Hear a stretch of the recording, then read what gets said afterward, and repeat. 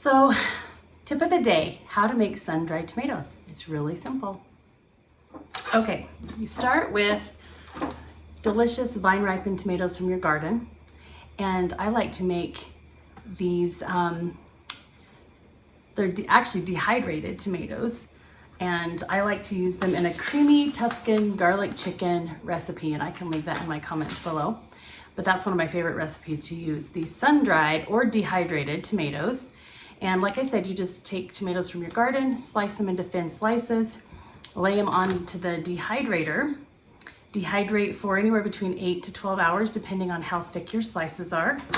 And then, of course, you take them off of here, put them in one of these bags, and use your food saver to remove the air. And then they're in these bags to be used for whenever you want. Let me show you how to use the food saver.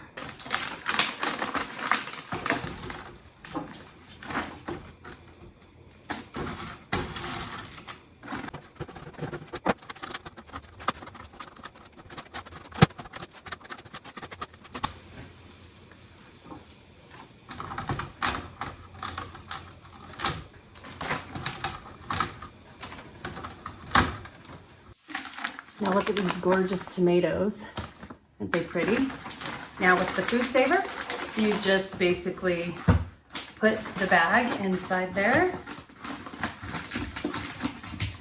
and close it, lock it, then hit seal. And the green light will continue to go until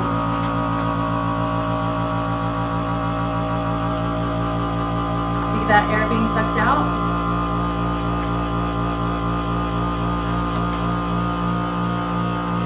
And you don't want to go too long. If you're doing chips or crackers or something, it can cause them to